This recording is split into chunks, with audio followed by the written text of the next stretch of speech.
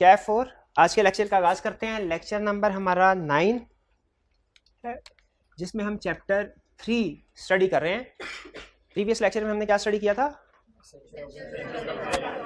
Essentials of valid contract और हमने types of essential valid contract complete हो गए थे ना? हाँ बिल्कुल। उसके जो लर्निंग ऑब्जेक्टिव के एंड पे क्वेश्चन और केस स्टडीज हैं वो डिस्कस नहीं हुई थी। कंसेप्ट कंप्लीट हो गए। कंसेप्ट में से कोई भी क्वेश्चन पूछना चाहते हो तो पूछ लें। ये हाइब्रिड क्लास में स्टूडेंट अगर मेरी आवाज आपको ठीक आ रही है तो जरा हाथ उठा दीजिए ताकि मुझे कंफर्म हो जाए। शाबाश जी। कोई क्वेश्चन पूछना चाहते हो तो पूछ लीजिए।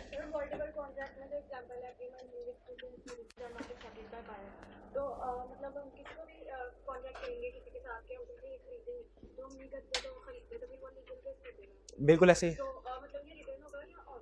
देखिए कोई भी एग्रीमेंट रिटर्न भी हो सकता है, ओरल भी हो सकता है। सिर्फ कुछ एक एग्रीमेंट्स हैं जिनका रिटर्न होना लाजमी है।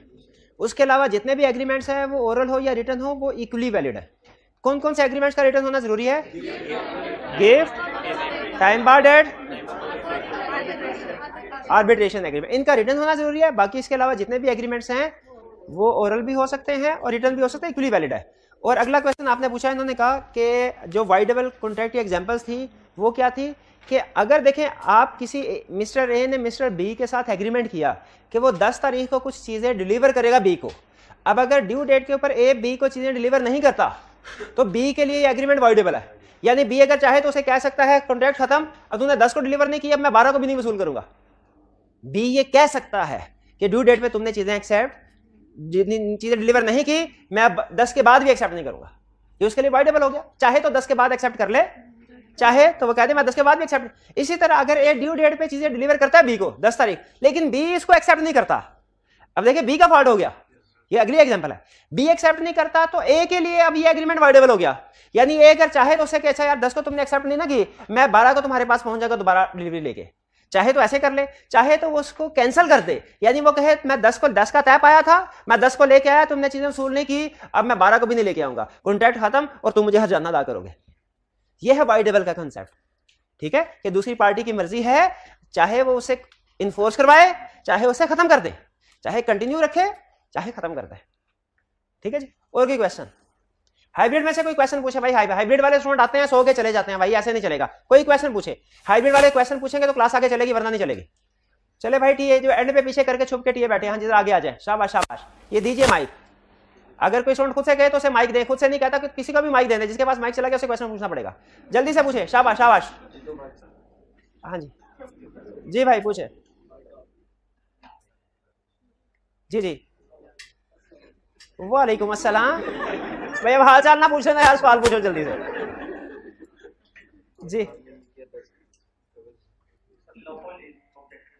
लॉफुल ऑब्जेक्ट के बारे में देखें, जो कॉन्ट्रैक्ट है ना, कॉन्ट्रैक्ट एग्रीमेंट जो आप लोगों के साथ करते हैं वो किसी लीगल चीज के बारे में होना चाहिए, किसी इलीगल काम के बारे में नहीं होना चाहिए। वो लीगल काम होना चाहिए, इलीगल नहीं। इलीगल करेंगे तो ला क्या आपको इन्फोर्स करवाएगा? वो काम कभी भी नहीं करवाएगा। अब इलीगल की बहुत सी एग्जांपल हो सकती हैं। 3 बड़ी एग्जांपल आपने ध्यान में रखनी है। किसी भी पर्सन की जान, माल, इज्जत, इन 3 चीजों को नुकसान पहुंचाने का कोई भी एग्रीमेंट अगर करेंगे वो इलीगल एग्रीमेंट होगा, वो इलीगल ऑब्जेक्ट होगा। क्लियर जी। और कोई क्वेश्चन?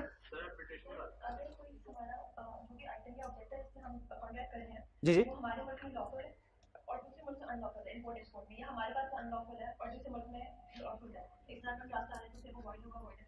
हाँ शाबाश, ये अच्छा क्वेश्चन है। ये एक एग्जांपल ला ने हमें दी हुई है।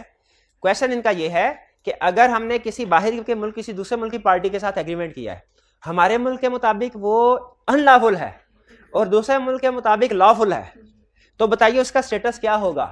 इसका जवाब यह है डिपेंड करता है आपने केस किस मुल्क की अदालत में फाइल किया है। अगर आपने केस पाकिस्तान की अदालत में फाइल किया ना तो उसके ऊपर पाकिस्तान पिनल कोड लगेगा, और अगर केस आपने फॉरेन कंट्री में फाइल किया है तो वो लॉ लगेगा। अब ये बेसिकली पार्टी जब आपस में एग्रीमेंट कर रही होती है ना उसको डिसाइड कर लेती हैं कि जब डिसएग्रीमेंट होगा हमने किस मुल्क की अदालत में इसको जाना है, तो जिस मुल्क की अदालत में भी जाएंगे उसका लॉ लगेगा। ठीक है। तो अगर पाकिस्तान की लॉ में वो केस फाइल होता है तो पाकिस्तान के लिहाज से वो फिर वाइड होगा क्योंकि इलीगल है। लेकिन अगर फॉरेन कंट्री में वही एक्ट फॉर एग्जांपल लीगल है, वहां पे वैलिड समझा जाएगा। क्योंकि बाज़ औक़ात इसकी एक बड़ी एग्जांपल मेरे ज़हन में आ गई, जुआ, वेजरिंग। पाकिस्तान में ये मना है, जुर्म है, लेकिन आप शायद वो सुनते हो कि कुछ फॉरेन कंट्रीज ऐसी हैं जिनमें वो इसको कानूनी हैसियत हासिल है। उसको वैलिड करते हैं। जी क्लियर हो गया क्वेश्चन आप? और कोई क्वेश्चन? जी आर्बिट्रेशन होता है दो पार्टी के दरमियान में जब लड़ाई झगड़ा हो उनका झगड़ा खत्म करवाना, लेकिन आउट ऑफ कोर्ट। आपने कभी लफ्ज़ सुना out of court settlement? Out of court settlement का मतलब क्या होता है कि अदालत से बाहर ही तस्फिया करवा दिया जाए। आउट ऑफ कोर्ट सेटलमेंट से सारी पार्टीज खुश होती हैं सिवाय वकीलों के। पार्टी ए फ्रीक ए भी खुश, फ्रीक बी, क्यों? उनके पैसे भी बचे, वकीलों को फीस नहीं देनी पड़ेगी, टाइम भी बचा, जज भी खुश, अदालतों के ऊपर बर्डन कम हुआ, वकील नाराज, क्यों भला? उनको पैसे नहीं मिलने अब। ठीक है, तो आउट ऑफ कोर्ट सेटलमेंट एक अच्छा डिस्प्यूट रेजोल्यूशन सिस्टम है। ये आर्बिट्रेशन का मतलब यही है कि दोनों पार्टीज मिलके किसी तीसरे बंदे को अपना आर्बिट्रेटर सालिस मुकर्रर कर लें, जैसे पंचायत में होता है, क्या सालिस मुकर्रर कर रहे, और फिर जो वो फैसला करे उसके मुताबिक काम करे। क्लियर हो गया ये? लेकिन आर्बिट्रेटर जो भी फैसला करता है उसका रिटर्न फैसला होना जरूरी है, क्योंकि झगड़े वाले काम जो है ना ये ज़बानी कलामी नहीं होते, पहले ही एग्रीमेंट की ज़बानी कलामी करके वो झगड़े में पहुंची होंगी पार्टीज, तो दोबारा आर्बिट्रेशन का एग्रीमेंट, सुलह सफाई का एग्रीमेंट रिटर्न फॉर्म में होना चाहिए। जी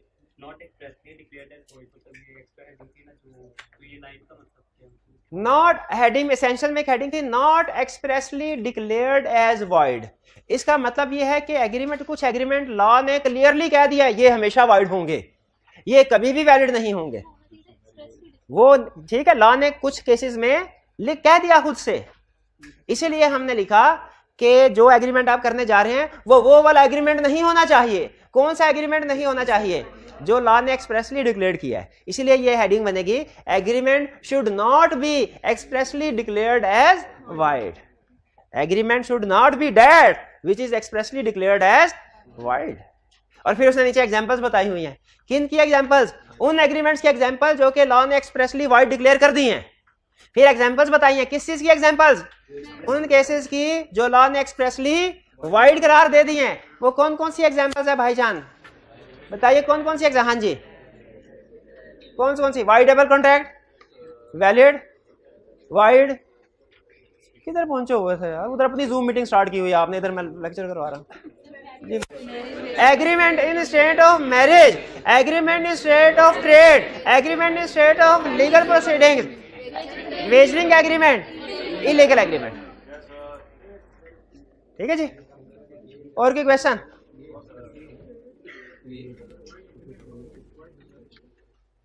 वाइड एग्रीमेंट में और वाइड कॉन्ट्रैक्ट में क्या फर्क है? वाइड एग्रीमेंट वो एग्रीमेंट है जो अपनी पूरी जिंदगी में कभी कॉन्ट्रैक्ट बना ही नहीं, वो पहले दिन से ही वाइड है। ऐसा एग्रीमेंट जो पहले दिन से ही वाइड है उसे कहते हैं वाइड एग्रीमेंट। और ऐसा एग्रीमेंट जो कभी ना कभी इन्फोर्सेबल बाय लॉ रहा था, जो कभी ना कभी वैलिड हुआ और बाद में वाइड हो गया, उसे कहते हैं वाइड कॉन्ट्रैक्ट। एग्रीमेंट है छोटा बच्चा, कॉन्ट्रैक्ट बड़ा। ठीक है, एग्रीमेंट छोटा। अब जो एग्रीमेंट स्टार्ट से ही वाइड था उसे कहते हैं वाइड एग्रीमेंट, और जो स्टार्ट में वैलिड था बाद में जाके वाइड हुआ, वाइड कॉन्ट्रैक्ट। जैसे अगर आप किसी के साथ इम्पॉसिबल थिंग, इम्पॉसिबल काम करने का एग्रीमेंट करें, वो क्या? Wide agreement. वो पहले दिन से ही वाइड है। ठीक है, लेकिन अगर कोई ऐसा एग्रीमेंट करे जो पहले वैलिड था, जैसे गाड़ी बेचनी है लेकिन बाद में गाड़ी जल गई, तो ये क्या हो गया? वाइड। तो पहले ये कॉन्ट्रैक्ट था, अब सब्सिक्वेंट इम्पॉसिबल या इनलीगल होने की वजह से अब वैलिड कॉन्ट्रैक्ट नहीं रहा, इसे वाइड कॉन्ट्रैक्ट कहते हैं। ठीक है, जब पहले दिन से ही कोई एग्रीमेंट फारग हो उसे वाइड एग्रीमेंट कहते हैं।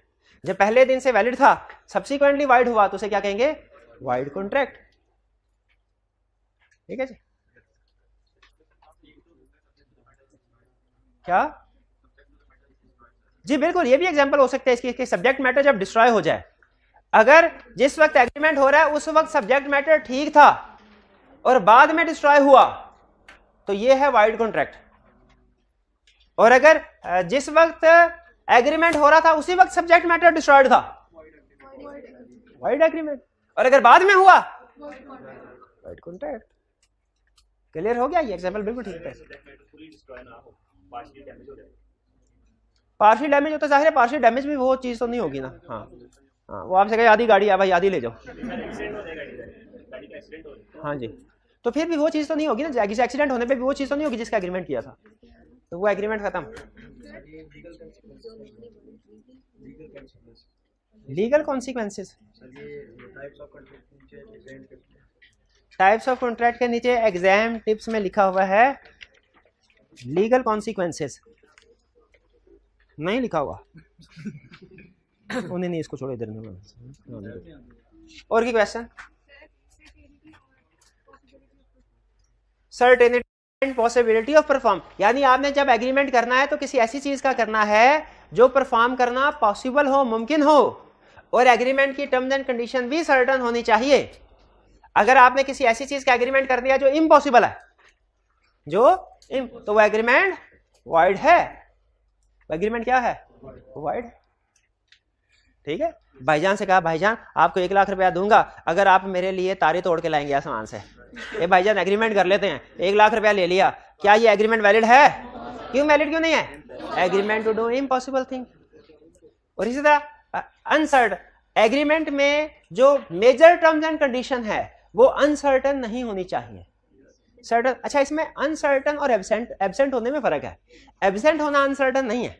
जब कोई चीज एब्सेंट होती है ना तो लॉ उसमें रीजनेबल इंपोज कराता है, लेकिन जब लिखी हो, लेकिन लिखे होने में अनसर्टेनिटी है। मैं आपको इतनी तनख्वाह दूंगा कि आप खुश हो जाएंगे, मैं आपसे दोबारा माल तब खरीदूंगा जब आपका ये वाला माल मेरे लिए लकी साबित होगा। ठीक है, ये चीजें अनसर्टन है। मैं आपसे ये चीज खरीदूंगा या 500 के रेट में या 1000 के रेट में, अनसर्टन है। ठीक है, ये सारी चीजें अनसर्टन। ठीक है, मेरे पास 2 गाड़ियां हैं और मैं इनके साथ एग्रीमेंट करता हूं कि मेरे पास जो गाड़ी है वो मैं आपको सेल करूंगा, ये नहीं बताया कौन सी वाली, क्या है, अनसर्टन। लेकिन अगर मेरे पास एक ही गाड़ी है और मैं कहता हूं वो गाड़ी एग्रीमेंट करने, सेल करने का एग्रीमेंट, तो क्या होगा, सर्टन। सर्टन। अगली बात बताएं फिर, मेरे पास 3 गाड़ियां हैं और मैं इनके साथ कहता हूं मेरे पास जितनी भी गाड़ियां हैं सारी बेचने का एग्रीमेंट करता हूं, ये सर्टन क्या अनसर्टन? सर्टन। शाबाश। हालांकि इसमें क्वांटिटी बताई नहीं हुई कि 2 या 3 है, लेकिन जितनी भी है सारे एग्रीमेंट हो रहा है। ठीक है, तो ये सर्टन, ये है सर्टन। तो अनसर्टेनिटी नहीं होनी चाहिए, टर्म्स एंड कंडीशन अनसर्टन नहीं होनी चाहिए, और अनसर्टन में और एब्सेंट होने में फर्क है। और कोई क्वेश्चन? जी जी, ये हाँ, शाबाश। इन्होंने क्वेश्चन उठाया, उन्होंने कहा सर आप अजीब तरीके से काम करवा रहे हैं, आपने रख दिया है कल टेस्ट हमारा और आपने हमें केस स्टडी सॉल्व करना सिखाई ही नहीं, तो हम क्या करेंगे? देखें, अभी आपने case study step by step आपको सिखाना है ना। आपकी कोशिश ये होगी आज ही सर सारा कुछ सिखा दे, हमें केस स्टडी का एक्सपर्ट बना, नहीं भाई, ये मुझे अंदाजा है कि आपको स्टेप वाइज किस तरीके से लेके चलना है। पहले आपको कंसेप्ट समझाना है, फिर प्रेजेंटेशन करवानी है आपको। पहले प्रेजेंटेशन और बाद में कंसेप्ट नहीं चल। तो पहली चीज तो ये कि आपको पता है ना कल आपका टेस्ट है। अच्छा, जो फिजिकल वाले हैं उनके लिए सुन लीजिए, टेस्ट क्लासरूम टाइमिंग में नहीं होगा।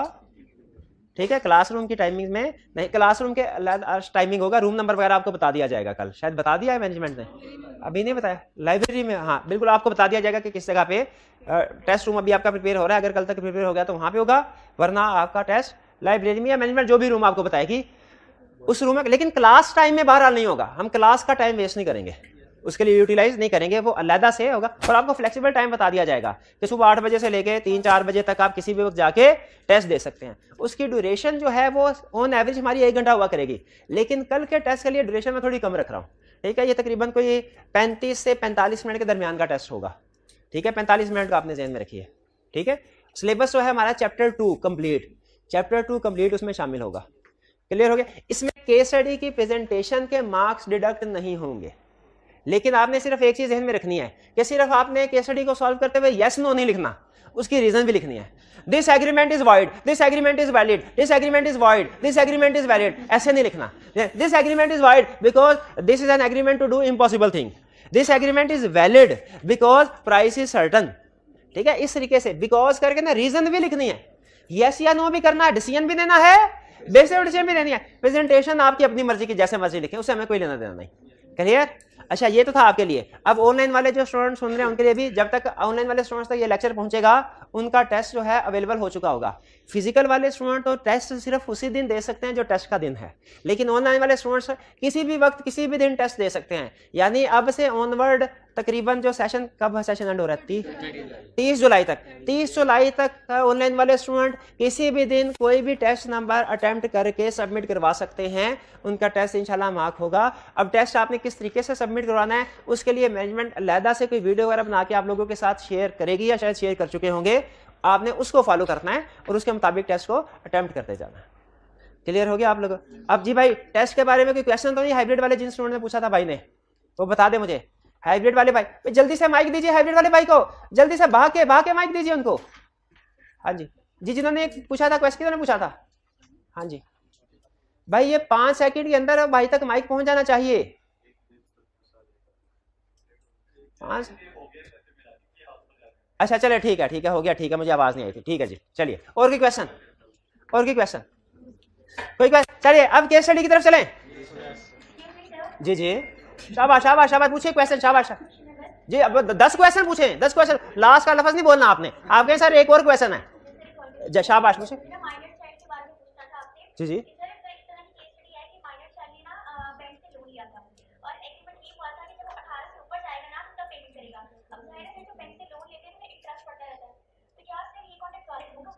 जी, इन्होंने पूछा कि 12 साल का बच्चा बैंक में गया और कहने लगा मुझे लोन दीजिए। बैंक ने लोन दे दिया और कहा अच्छा पैसे आप जब 19 साल के हो जाइएगा ना तब दीजिएगा। उसके इंटरेस्ट ऐड होता रहा। क्या ये एग्रीमेंट वैलिड है? रूल क्या बताया था?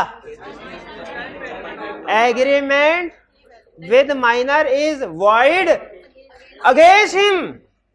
सिर्फ वाइड पे आके मैं रुक नहीं गया था, वाइड अगेंस्ट हिम कहा था। इसका मतलब है अगर आपने माइनर को लोन दिया ना तो उससे वापस नहीं मिलना आपको, लेकिन अगर माइनर से लोन लिया तो वापस करना पड़ेगा। उस वक्त आप ये नहीं कह सकते agreement with minor is void. Minor से लोन ले लिया और क्या कहा? एग्रीमेंट विद माइनर इज ना ना ना ना ना ना ना। हाँ, उसमें माइनर की फेवर में जा रहा है एग्रीमेंट। लॉ कहेगा इसको इन्फोर्स करवाओ। क्लियर हो गया जी क्वेश्चन? आंसर क्लियर जी साहब? क्लियर हो गया? मुझे ओके का बता दीजिए। चलिए और कोई क्वेश्चन? कोई क्वेश्चन नहीं, आगे चलें आप क्वेश्चंस की तरफ। देंगे जवाब इन क्वेश्चंस का? किताबें बंद कर दें फिर? बहुत पढ़ लिया हमने, बहुत पढ़ लिया। सवालों का जवाब दीजिए, घर में पढ़ के आए होंगे ना।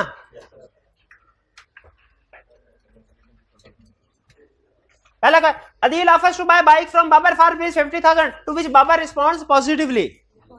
कॉन्ट्रैक्ट हो गया? Is there contract between them? Yes.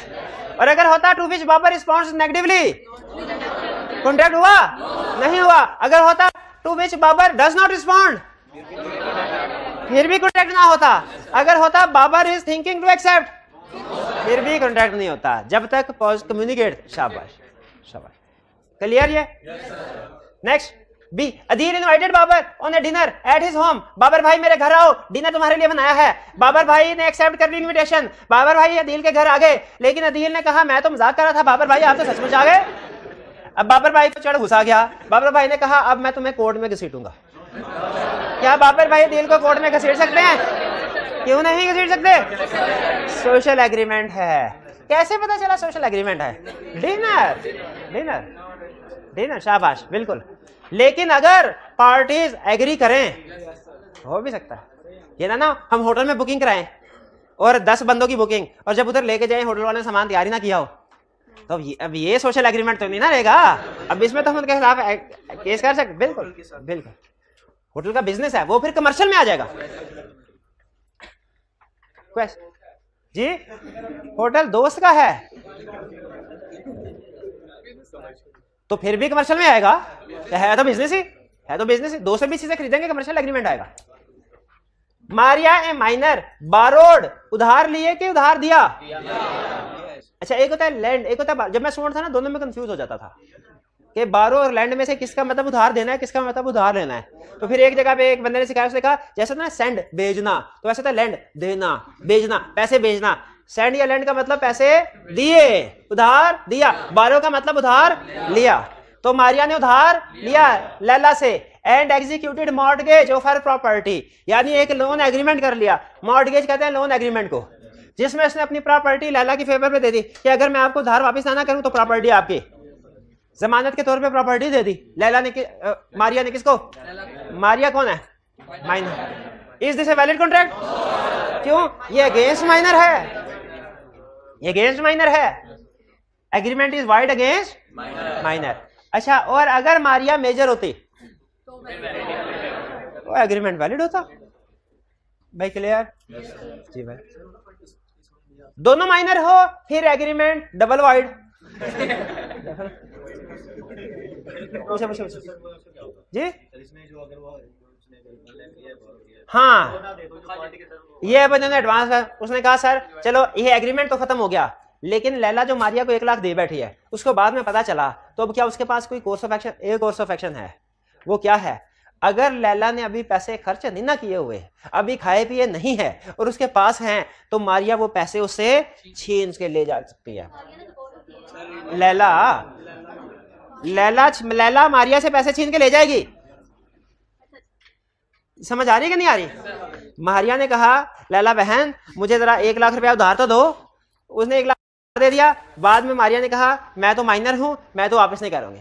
Law कहता है जो एग्रीमेंट हुआ ये वॉइड है, लेकिन लॉ ये कहते हैं इसका ये मतलब भी नहीं कि माइनर लोगों को धोखा देता फिर है, तो हम उसको कहेंगे तो कुछ नहीं, लेकिन अगर जो उसने पैसे लिए हुए ना अगर माइनर के पास हैं, तो फिर जिस बंदे ने पैसे दिए हैं वो उससे रिटर्न करवा सकता है।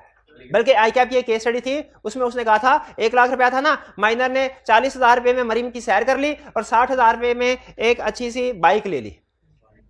तो अब बताइए क्या? हमें कहा मरी के जो विजट के पैसे खाए पिए गए वो खाए पिए गए, लेकिन बाइक जो है उसको रिकवर करवाया जा सकता है। क्लियर हो गया ये क्वेश्चन जो आपने पूछा था? ठीक है, तो अगर मारिया के पास पैसे मौजूद है तो उससे लैला रिकवर करवा सकती है, लेकिन ये मॉर्गेज वाला एग्रीमेंट फारिग है, खत्म हो गया। जी मेरे भाई।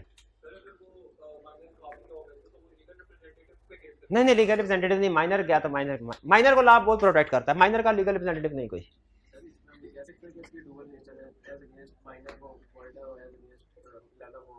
हाँ, क्या ये कह सकते हैं कि अगर माइनर के साथ एग्रीमेंट हो तो वो agreement as against minor void है, लेकिन as against other party valid है? तो बिल्कुल वैलिड है।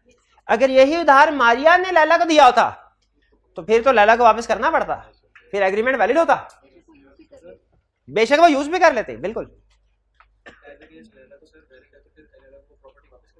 जी। लैला को अगर एज अगेंस्ट लैला वैलिड है तो जो एग्रीमेंट हुआ उसके मुताबिक प्रॉपर्टी ट्रांसफर करनी होगी मारिया को।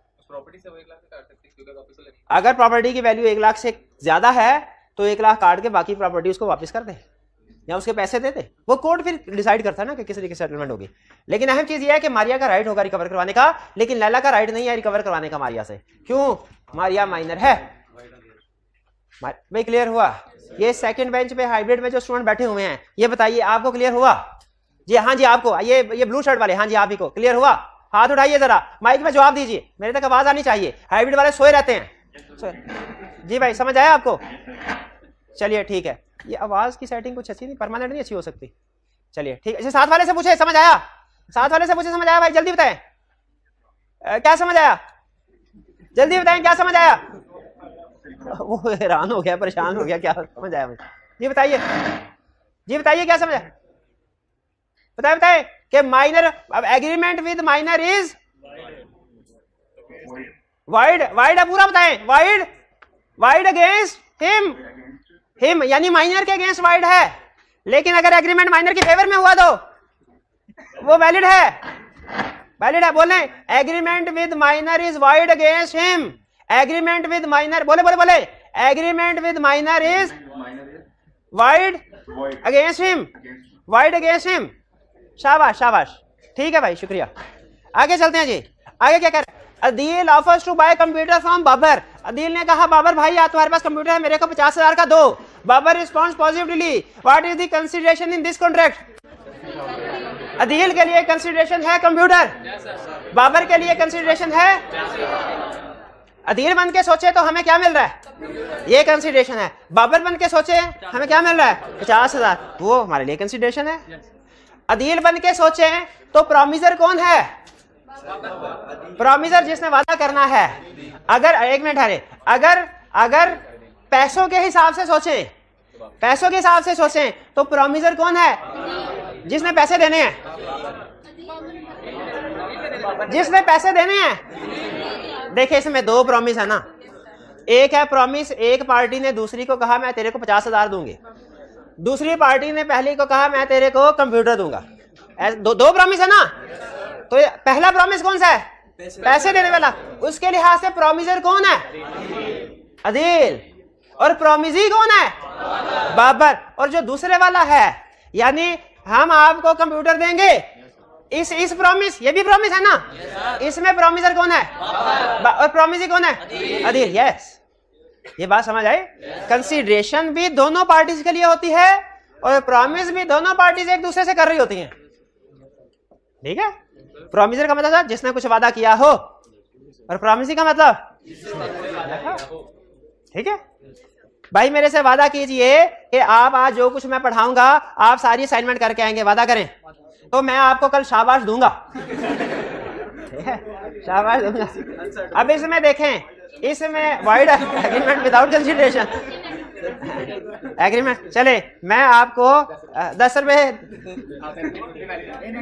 अगर मैं ये वादा करता हूं, अगर मैं कर नहीं रहा, अगर मैं करता हूं, तो ये अगर असाइनमेंट वाले प्रॉमिस में ये प्रॉमिसर है, मैं प्रॉमिसी, और 10 रुपए वाले प्रॉमिस के वाले से मैं प्रॉमिसर और ये प्रॉमिसी। क्लियर हो गया? प्रॉमिसर, प्रॉमिसी, प्रॉमिसर, ये आगे लफ्ज आएगा, तो मैं अभी आपको इसके साथ फेमिलियर करवा रहा हूं, प्रॉमिसर और प्रॉमिसी। शाबाश। दो कैसे? अदील बीट्स बाबर, अदील ने बाबर को मारा, एंड कंपेल्स हिम, मजबूर किया, टू सेल, कि उसकी बाइक 20,000 में बेच दे, 100 रुपए में बेच दे, मोबाइल 100 रुपए में बेच दे। बाबर एग्री कर गया। Is this a valid contract? फिर कौन सा कॉन्ट्रैक्ट? एक मिनट है, इसी से पूछ लेते हैं। अगर सही जवाब दिया तो मोबाइल को वापस मिलेगा, वरना नहीं मिलेगा, ये पक्की बात है। ये एग्रीमेंट वैलिड है कि वॉइड है? शाबाश, ये एग्रीमेंट वॉइडेबल है at the option of aggrieved वाली। बोले तो इधर कौन सी पार्टी है? Babar. At the option of Babar है। केस स्टडी सॉल्व करेंगे तो at the option of aggrieved party लिखेंगे कि at the option of Babar लिखेंगे? भाई क्लियर हो गया? वॉइडेबल का मतलब समझ आ गया, यानी बाबर को वारा खाता है तो ठीक है, वरना नहीं। हो सकता है बाबर ये सोचता हो यार अच्छा बात है, हर 2 किलोमीटर के बाद साइकिल बाइक पंचर हो जाती थी, अच्छा जान छूटी, तो इस एग्रीमेंट को वो इन्फोर्स भी करवा सकता है, वरना। अच्छा, क्या रीजन लिखनी चाहिए हमें? एक मिनट, कोई नहीं बोलेगा। क्या रीजन लिखनी चाहिए क्यों वॉइडेबल है? क्या रीजन है? कोई नहीं बोलेगा। कंसेंट। शाबाश, consent is not free. Clear हो गया? ये आगे चले। Azam advance money to his son Babar during his minority, Azam ने अपने बेटे बाबर को जब वो माइनर था पैसे दिए। अच्छा बताइए, बाप और बेटे में एग्रीमेंट हो सकता है? बिल्कुल। बाप और बेटा एक ही लीगल आइडेंटिटी है कि सेपरेट लीगल पर्सन है? ठीक है। जिस तरह आप किसी बाहर के बंदे को उधार देते हैं तो वापस लेने के हकदार हैं, उसी तरह अगर आपने अपने भाई को उधार देते हैं, बहन को उधार देते हैं, वालिद साहब को उधार देते हैं, बच्चे को उधार देते हैं, तो वापस भी ले सकते हैं थ्रू एग्रीमेंट। नहीं, अगर वो देना चाहे नहीं दो, अगर वो ना भी देना चाहे फिर भी रिकवर करवा सकते हैं, जैसे बाहर की पार्टी के साथ करवा सकते हैं। जी क्या? हर एक से करवा सकते हैं, हर एक से करवा सकते हैं, दिए हो तो।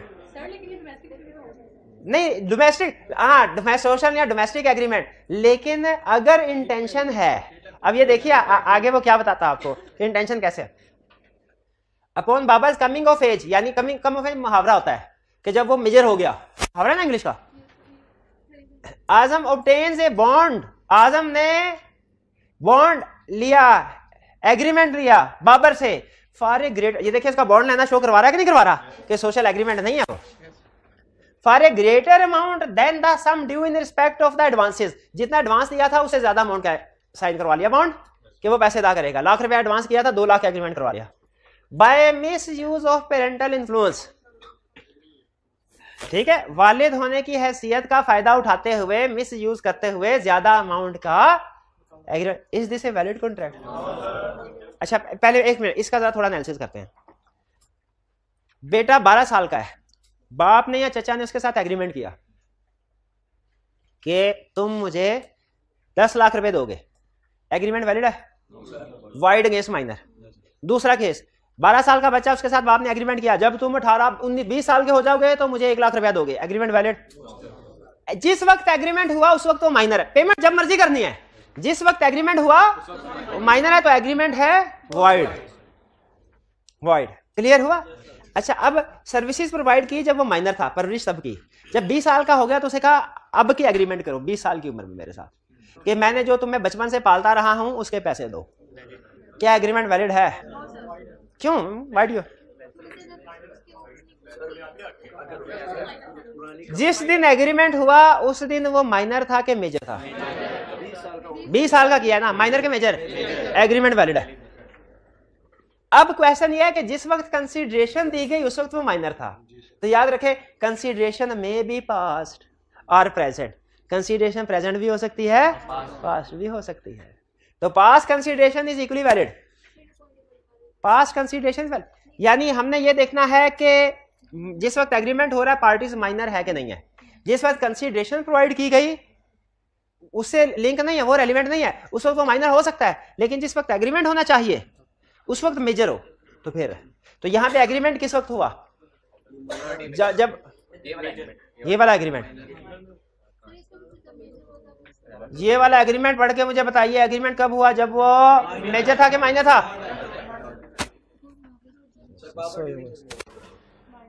बाबा ड्यूरेशन पूरा पढ़ ले मेरे भाई। उसने कंसीडरेशन तब दिया है जब वो माइनर था, वो एग्रीमेंट कब किया? तो क्या ये एग्रीमेंट विद माइनर है? क्या एग्रीमेंट विद मेजर है? शुक्र। और भाईजान एग्रीमेंट विद माइनर है कि मेजर है? पैसे दिए मेजर मिनोरिटी में, एग्रीमेंट किया जब वो मेजर हो गया था। एग्रीमेंट विद माइनर है क्या एग्रीमेंट है? तो एग्रीमेंट वैलिड है। अब ठहर जाए, जैसे स्टेप बाय स्टेप लेके चलना वैसे चले ना। तो एग्रीमेंट अगर ये यहाँ पे खत्म हो जाता ना, यहाँ पे जहां पे कोमा लगे यहाँ पे फुल स्टॉप होता ना, तो एग्रीमेंट वैलिड था। लेकिन आगे उसने कहा एग्रीमेंट तो ठीक है, लेकिन उसने मिस यूज किया है, higher amount, misuse of parental influence. Parental कौन सा पॉइंट चेंज में आ रहा है? Undue influence. अनड्यू इन्फ्लुएंस आ रहा है कि नहीं आ रहा? तो ये एग्रीमेंट क्या होगा? इसमें फ्री कंसेंट है क्या? नहीं है। फ्री कंसेंट नहीं है तो वाइडेबल है। अनड्यू इन्फ्लुएंस या free consent is not free. आगे चलते हैं भाई, ये समझ आया? इसका मतलब है जब माइनर हो तो एग्रीमेंट किया तो वाइड अगेंस्ट हिम, मेजर हो तो एग्रीमेंट किया तो वैलिड।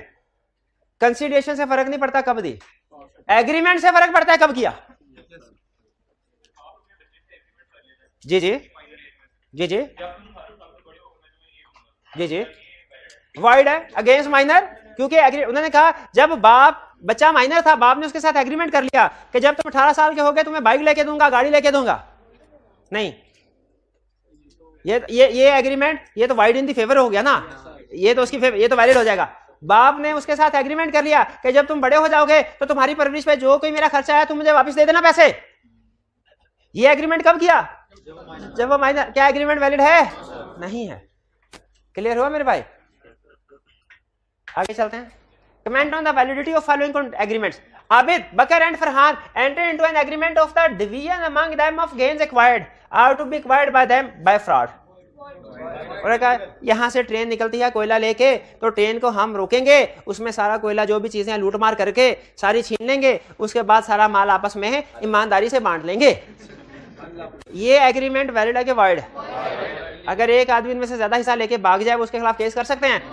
क्यों नहीं? रीजन इल्लीगल ऑब्जेक्ट है, अनलॉफुल है, इल्लीगल है।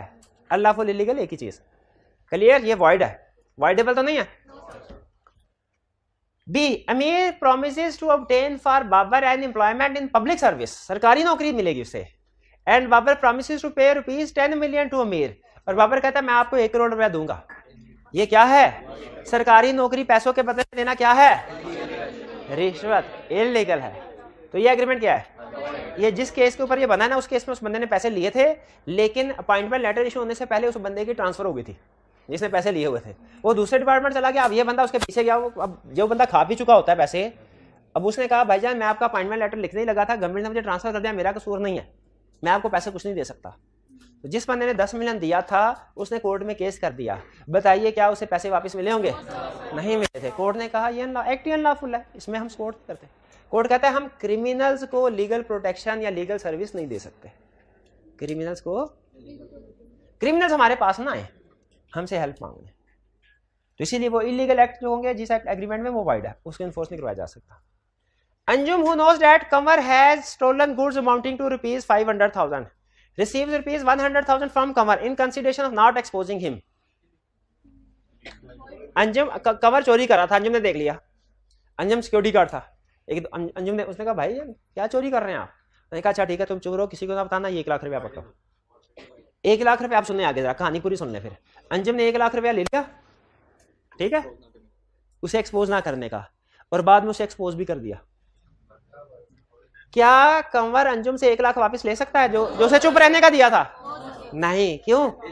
इलीगल, इसको इन्फोर्स करवाया नहीं जा सकता। जब कभी कोई लगे आपको क्रिमिनल है, कोई चोरी कर रहा था, कोई जुर्म कर रहा था, आपको पता चल जाए, आपने उससे पैसे भी ले लेने हैं और फिर बाद में लोगों को बता भी देना है, ठीक है, क्योंकि वो थ्रू एग्रीमेंट हमसे पैसे रिकवर नहीं करवा सकते। 7A, Azam and Babar carried on business in a certain locality in Karachi. Azam promised to stop business in that locality if Babar paid him rupees 1000 per day. Azam stopped his business but Babar did not pay him the promised money. Can Azam recover the agreed amount? हमने पढ़ा है agreement is state of trade are void, तो उसको तो हाँ बिल्कुल expressly wide है, उसको क्लियरली रोक रहा है ना कि मेरे से पैसे ले लो और कारोबार ना करवा, ये एग्रीमेंट वाइड है। क्लियर, ये समझ आ गया? अच्छा, अगर इसमें वो पैसे ले लेता और फिर भी काम करता रहता तो वो पैसे वापस रिकवर हो सकते थे? नहीं हो सकते थे।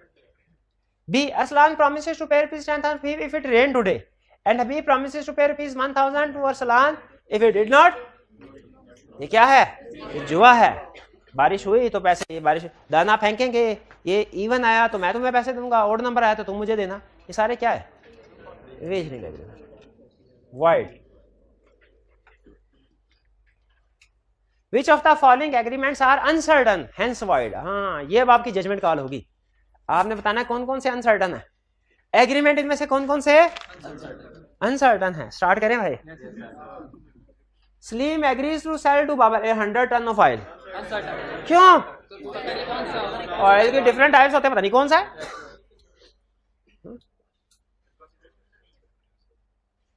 कंसीडर नहीं, वो जब उसने कह दिया ना 100 एग्रीज टू सेल, तो कंसीडर जब नहीं है तो रीजनेबल प्राइस मिलेगी ना मेरे भाई, बताया है ना, मार्केट प्राइस मिलेगी। लेकिन पहले तो यही चीज नहीं है कि वो किस बिक क्या चीज रही है, तो ये गिवन स्पेसिफिक इंफॉर्मेशन की बेस पे वाइड करना है कि एब्सेंट इंफॉर्मेशन की बेस पे? गिवन स्पेसिफिक इंफॉर्मेशन की बेस पे। Dawood who is a dealer in coconut oil agrees to sell to Babar 100 ton of oil। ये सब में वही एग्जांपल हो गई। ऊपर बहुत सी गाड़ियां हैं, एक गाड़ी बेचूंगा वाइट, नीचे एक ही गाड़ी है वो बेचूंगा वैलिड। पता कोकोनट ऑयल में डील कर रहा है तो ऑयल बोले तो कोकोनट ऑयल ही होगा, और भी थोड़ी होगा। C, Salim agrees to sell to Babar all the grain in my granary at Peshawar. Peshawar में मेरे गोदाम में जितनी भी चीजें हैं ले जाओ, हालांकि क्वांटिटी नहीं मेंशन, लेकिन आज बताओ जितनी भी सारी, ठीक है। नहीं, वो आपस में एग्री कर लेंगे ना कि अच्छा ऑल उधर जो पड़ी हुई है ना, बस अब तुमने उधर नहीं जाना। जी जी जी।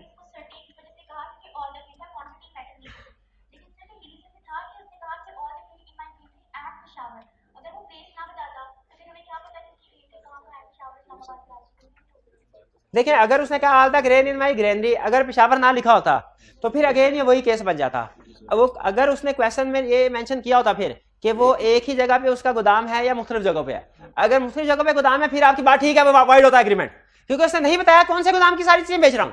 लेकिन अगर उसका गोदाम ही एक है तो फिर उसी गोदाम की चीज है ना, पेशावर तो फिर वाइड है। फिर अगर पेशावर में 2-3 गोदाम है उसके तो फिर वाइड है। देखिए क्वांटिटी नहीं, उसने जब कह दिया कि सारी, तो इसका मतलब है सारी जितने भी हैं। देखिए लॉ असल में ना एक कंसेप्ट होता है लॉ का कि कोई चीज सर्टन हो या कैपेबल ऑफ बीइंग सर्टन हो। ये अल्फाज ज़हन में, कैपेबल ऑफ बीइंग सर्टन का मतलब अभी सर्टन नहीं लेकिन सर्टन की जा सकती है। इसके 2 एग्जांपल्स हैं। पहली एग्जांपल तो ये है, क्या नहीं हमें सर्टन के कितनी ग्रेन है लेकिन सर्टन की जा सकती है, कैसे? उसके गोदाम में जाके। उसी तरह एक और एग्जांपल है मिलती जुलती, कि मैं इनके साथ एग्रीमेंट करूं कि मैं, आपको पता है हफीज सेंटर में मोबाइल की डेली प्राइसेस निकलती हैं हर मॉडल की, ठीक है। मैं इनके साथ एग्रीमेंट करूं कि मैं आपको अपना मोबाइल बेचूंगा 25 तारीख को जो भी फीस सेंटर मार्केट में प्राइस होगी डिटरमिन की जाएगी उसके 80% के हिसाब से। अब बताइए इसमें प्राइस सर्टन है कि नहीं है? ला कहता है प्राइस सर्टन नहीं लेकिन कैपेबल ऑफ बीइंग सर्टन है, इसलिए हम इसको सर्टन ही कहेंगे। मेंशन नहीं की हुई कॉन्ट्रैक्ट में लेकिन कैपेबल ऑफ बीइंग सर्टन तो है ना। उस 20-25 तारीख जो भी मेंशन की है उसमें जो भी प्राइस निकलेगी गवर्नमेंट की तरफ से या किसी अथॉरिटी की तरफ से उसकी बेस पे एग्रीमेंट हो जाएगा। तो इसीलिए ये सर्टन है हालांकि क्वांटिटी नहीं लिखी हुई लेकिन कैपेबल ऑफ बीइंग सर्टन है। कुछ समझ आए? आगे Salim agrees to sell to Babar 1000 maunds of rice at a price to be fixed by Kashif. मैंने कहा 1000 मन राइस खरीदूंगा, किस प्राइस पे? जो काशिफ फिक्स करेगा। सर्टन नहीं है लेकिन कैपेबल ऑफ बीइंग सर्टन है। ये असल में ओरिजिनल थी, ये एग्जांपल निकाली थी। बहुत सी चीजों की प्राइस ना गवर्नमेंट डिसाइड करती है, तो जब ट्रेडर आपस में एग्रीमेंट करते हैं ना तो गवर्नमेंट की प्राइस के साथ लिंक कर देते हैं कि मैं मेरी जितनी भी गन्ने की फसल होगी मैं सारी की सारी शुगर इंडस्ट्री आपकी शुगर इसको बेचूंगा at a price to be fixed by government on that day. ये एग्रीमेंट वैलिड है कि नहीं? एग्रीमेंट वैलिड है क्योंकि जो होता है ना फार्म किसान वगैरह वो पहले से एग्रीमेंट कर लेते हैं। बाजू का तो फसल अभी उन्होंने बोई भी नहीं होती, पहले से सेल का एग्रीमेंट कर लेते। तो किस प्राइस पे करते हैं? हाँ जी, वो हमें लिख लेते हैं at a price to be decide fixed by government. तो ये डी क्या है? सर्टन। ठीक है, ये वैलिड कॉन्ट्रैक्ट है। E Salim agrees to sell to Babar my white horse for ₹500 और ₹1000। इससे तो अच्छा था कोई कीमत लिखता ही ना, उसने 2 कीमतें लिख दी, ये अनसर्टन हो गया। अगर कीमत ही ना लिखता वो ज्यादा बेहतर था, रीजनेबल प्राइस होती कॉन्ट्रैक्ट वैलिड होती। ये डी कॉन्ट्रैक्ट वैलिड नहीं है। Anjum agrees with Sajid to discover treasure by matching this a valid contract? Impossible thing. Which of the following agreements are valid? An oral agreement for arbitration about present disputes. ये valid है? एक minute कोई नहीं बोलेगा या ये एग्रीमेंट वैलिड है? क्यों वैलिड नहीं है? क्योंकि आर्बिट्रेशन एग्रीमेंट रिटर्न होने चाहिए। और कौन से एग्रीमेंट से रिटर्न होने चाहिए? और कौन कौन से एग्रीमेंट रिटर्न होने चाहिए? ये हाइब्रिड में टीए आपके बिल्कुल साथ जो आगे बच्चा बैठा है इससे पूछे। हाँ जी, आईसी से, हाँ, जिसके कंधे पे हाथ रखा है। ले भाई बताइए जरा जल्दी से, और कौन कौन से एग्रीमेंट से रिटर्न होना जरूरी है? एक तो आर्बिट्रेशन हो गया, और बोल भाई बोल, भैया बोल रहे हैं। गिफ्ट का था एक, शाबाश। टाइम बार डेट का था, शाबाश, बेहतरीन। तो ये एग्रीमेंट जो है क्लैपिंग भाई के लिए। ये हमारे कैमरामैन ने भी क्लैपिंग की आपके लिए, शाबाश। हमने कहा पहुंचा दे, हमारी तो नजर आ गई होगी, भाई की नहीं नजर आई होगी, शाबाश। Adeel verbally promises to sell his book to Babar for ₹1000। क्या वर्बली एग्रीमेंट हो सकता है? बस हो सकता है, हो सकता है। वर्बली भी हो सकता है, बल्कि बाय कंडक्ट भी हो सकता है। अफ्तारी आज, अफ्तारी ऐसे कर दो। अब एग्रीमेंट हो गया हमारा, अफ्तारी करानी है। सोशल एग्रीमेंट, हाँ वैसे सही कहा, ये सोशल एग्रीमेंट है। तो वर्बल एग्रीमेंट भी हो सकता है, equally valid. Comment on type of contract in each of following cases. Type of contract बताना, टाइप पढ़ी ना, valid, void, capable. Amjad agrees to sell his Suzuki Mehran 2008 model to Habib for ₹450,000। शाबाश। Maria a minor borrowed ₹1,100 from Lala and execute mortgage. Void against Maria. Void against Maria. C. A music hall was rented out for a series of concert. ये अहम example है, अहम बार बार आएगी। Music hall rent out किया गया concert के लिए। Hall caught fire before the date of first contract.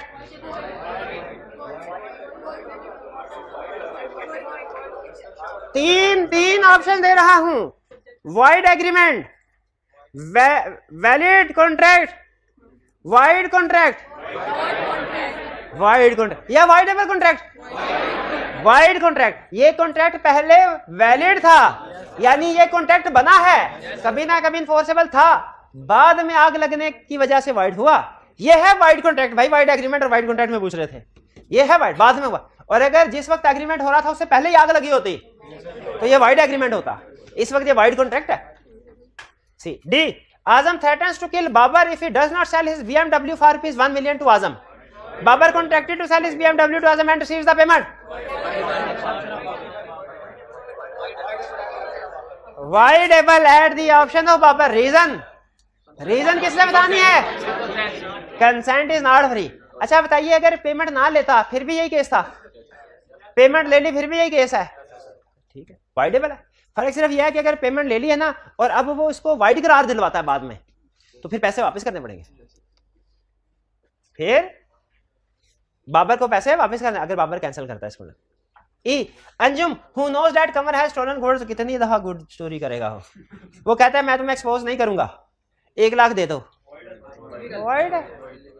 Wide agreement, wide agreement के wide contract agreement, N oral agreement for arbitration about present dispute. अच्छा आपको क्या पढ़ाएं, अब टाइम तो हो गया है। अच्छा हाँ बिल्कुल बिल्कुल बिल्कुल। अच्छा चलिए, ये मेरा ख्याल है अब ये कल ही पढ़ेंगे। चलिए ठीक है, आज का लेक्चर यहाँ पे खत्म करते हैं। अल्लाह हाफिज।